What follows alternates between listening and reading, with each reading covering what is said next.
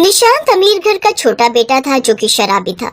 उसकी इस आदत से मेहरा खानदान के सभी लोग परेशान हो चुके थे। निशांत के परिवार में उसका बड़ा भाई आदेश, भाभी रीमा, माँ आशा और पिता जगमोहन था। निशांत की भाभी रीमा शहर में रहने वाली एक पढ़ी लिखी लड़की थी जो कि काफी मॉडर्न थी और मॉडर्न कपड़े ही पहनती थी। निशांत अपने दोस्तों के साथ रहकर शराब के नशे में चूर रहने लगा था। उसकी इस आदत से परेशान होकर एक रोज जगमोहन कहता है, न जाने इस लड़के की शादी आखिरकार कब होगी। ना तो ये हमारा कारोबार संभाल रहा है, ना ही खुद को। पापा, आई थिंक हमें निशांत की शादी करवा देनी चाहिए। क्या पता उसके बाद वो सुधर जाए। ओह कम ऑन डार्लिंग, ऐसे ड्रिंकर लड़के से भला कौन ही शादी करेगी। अरे कोई भी मिल जाए, अब तो कम से कम इसकी शादी तो हो जाए। अब तो बहुत परेशान कर दिया है इसने हमें। ऐसे ही कुछ दिन बीत जाते हैं। एक दिन उनके घर पंडित आता है और वो गांव की एक अनपढ़ गंवार गरीब लड़की पूनम का रिश्ता निशांत के लिए लाता है। शहर में निशांत के बारे में सबको पता था, इसलिए कोई लड़की उससे शादी नहीं करना चाहती थी। इसलिए पूनम के घर वाले उसे पसंद कर लेते हैं और ये रिश्ता पक्का कर देते हैं। फिर कुछ ही दिनों बाद उनकी शादी हो जाती है और गंवार पूनम अपने साथ लोहे का बक्सा सर पर उठाकर अपने शहरी ससुराल आ जाती है, जिसे देख उसकी मॉडर्न जेठानी उससे कहती है, ओह गॉड, ये इतना बड़ा टिन का डिब्बा क्या है पूनम? ये तो हमरे बाबा का बक्सा है। वो का है ना, नई अटैची खरीदने के लिए हमारे पास पैसे नहीं थे। इसमें हमारे कपड़े हैं। हमरे बापू गरीब है ना भौजाई जी, इसीलिए हम में ही कपड़े रख कर ले आए। बक्सा, ओह गॉड, और ये भौजाई क्या होता है? भाभी या जेठानी जी कहो हमें। नहीं नहीं नहीं, हमरे गांव में तो सब भौजाई ही कहते हैं। पूनम, सीधा सीधा बात करो ना, ये कैसी भाषा बोल रही हो? हम तो ऐसे ही बोलत हैं। अब चाहे तो किसी को अच्छा लगा था या बुरा। उसके गांव की बोली सुनकर सभी हैरान रह जाते हैं, क्योंकि उन्होंने तस्वीर देखकर ही लड़की पसंद कर ली थी। हाय, ये कैसी लड़की ब्याह कर ले आए। अब ये सोसाइटी में ऐसे मुंह खोलेगी तो सब हंसेंगे हम पर। उधर पूनम की नजर अपनी जेठानी के जीन्स टॉप पर जाती है तो वो बोलती है, हाय दैया भौजाई जी, ये आपने भाई साहब के कपड़े काहे पहन लिए? ऊपर से जीन्स भी फटी हुई है और ये ऊपर वाला कमीज तो देखो कितना छोटा है। क्यों छोटे बच्चे की पहन लिए क्या? हाउ डेयर यू, गवार, तुम्हारी हिम्मत कैसी हुई मेरे कपड़ों के बारे में ऐसे कमेंट पास करने की? ये शहरी फैशन है गवार, इसे क्रॉप टॉप कहते हैं और ये फैशनेबल जीन्स। अरे काहे का फैशन भौजाई, ये तो जीन्स को ना चूहा कुतर दिया है ऐसा लागत है। आपको पता है हमरे भाई की जीन्स कभी खूंटे से नीचे गिर जाती है ना तो चूहा बिल्कुल ऐसे ही काट देता है। Okay, shut up you idiot. फिर गुस्से में रीमा वहां से चली जाती है। अरे बाप रे, ये लाल मिर्च तो कितना तीखी है। हमरे खेत में उगाई धनों की टट्टी, मतलब गोबर में भी ऐसा तीखी मिर्च नहीं उगती। और गुस्सा तो जैसे एक ही नाक पर बैठा हुआ है। हे भगवान, ये लड़की तो सच में हमारी नाक कटवाएगी। निशांत, तू जल्दी से इसे अपने कमरे में ले जा। ये यहाँ बड़बड़ाती रही ना तो मेरा बीपी ना बढ़ जाए। निशांत उसे अपने कमरे में ले जाता है।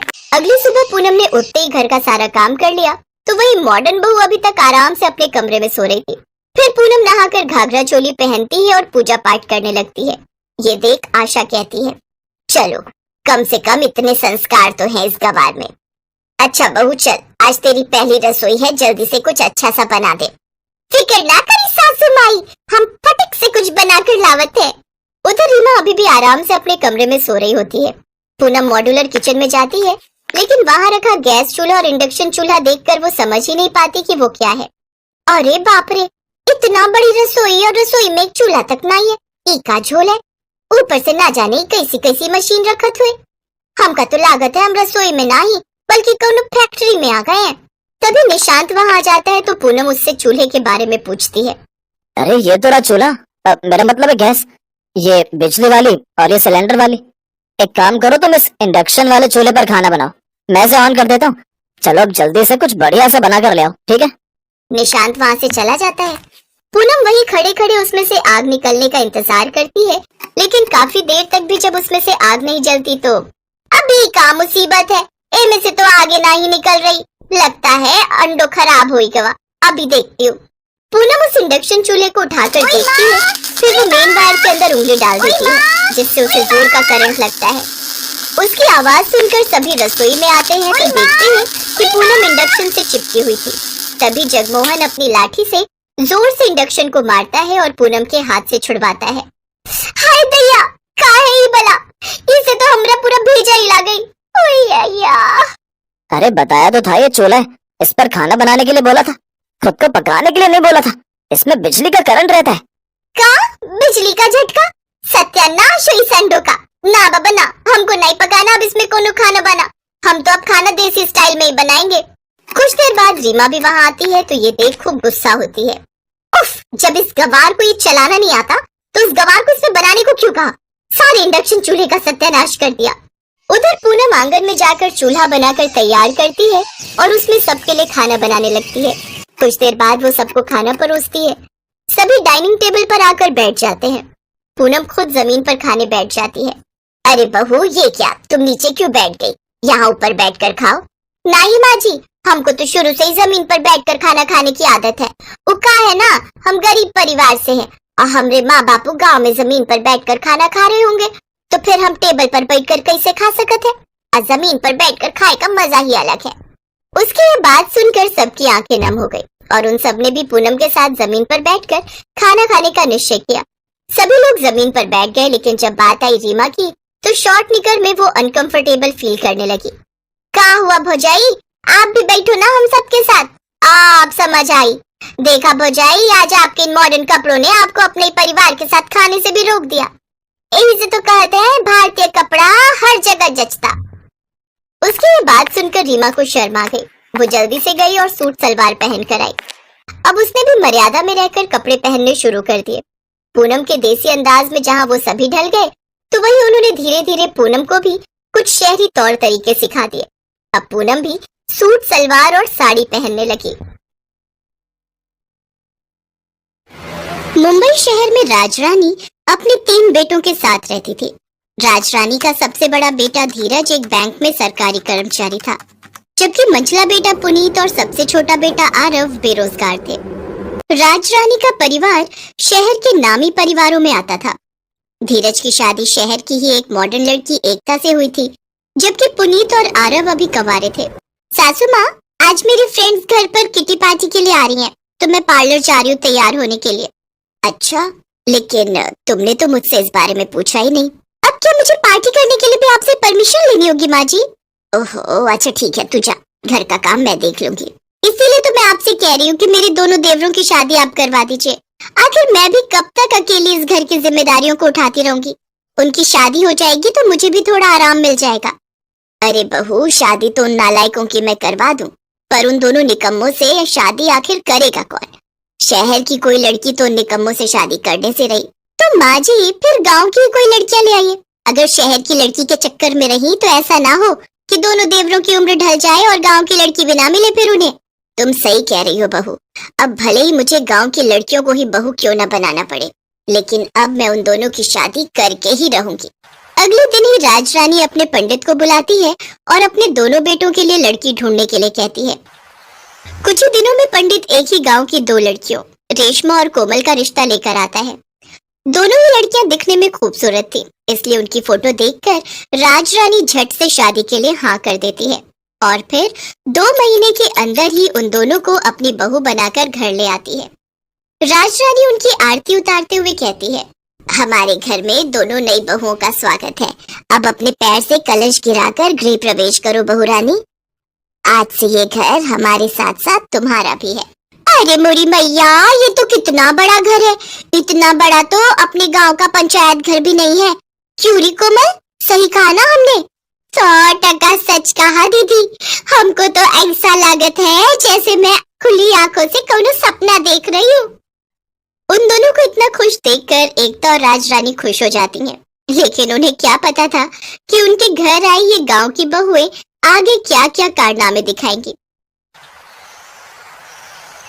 अरे मोरी मैया, ये अलमारी यहाँ रखी हुई है। हम तो सारे घर में इसे ढूंढ रहे थे, पर पता नहीं ये जेठानी जी ने इसमें इतनी सारी सब्जियां और फल काहे रखे हैं। रेशमा जल्दी से उसमें से सारा सामान निकालती है और अपने सारे कपड़े उसमें रख देती है। अरे बहू, ये तुम क्या कर रही हो? माँ जी, हम अपने कपड़े अलमारी में लगा रहे हैं। लेकिन मंझली बहू, ये अलमारी नहीं फ्रिज है। फ्रिज वो का बीमारी है। बहू, इसमें कपड़े नहीं बल्कि फल, सब्जियां, दूध और पीने का ठंडा पानी रखा जाता है। अरे मोरी मैया, तभी ने तो हम कहे कि ये ठंडी और लाइट वाली अलमारी तो हम पहली बार देखे हैं। उधर कोमल अपने हाथ में फूलों की माला लेकर इंग्लिश टॉयलेट पर चढ़ाते हुए उसके आगे हाथ जोड़कर खड़ी हो जाती है। तभी एकता उसके पास आती है और कहती है, अरे कोमल, ये तुम क्या कर रही हो? तुमको दिखता ना है का जेठानी जी, हम इसको प्रणाम कर रहे हैं। तुम पागल हो गई हो क्या?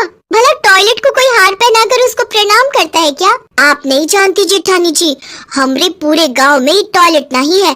हमको तो संडास के लिए रात में भी जंगल जाना पड़ता था। हमरे लिए तो ये बड़ी ही कमाल की चीज है जेठानी जी। तुम सचमुच में गांव की गवार हो। हाय मोरी मैया, इन सामानों में तो कितनी धूल मिट्टी जमा है। लागत है सासू माँ और जेठानी जी इसकी बिल्कुल भी सफाई नहीं रखती है। हमरी जेठानी को तो खुद की पुताई करने से ही फुर्सत कहाँ है जो इन सब पर ध्यान दे।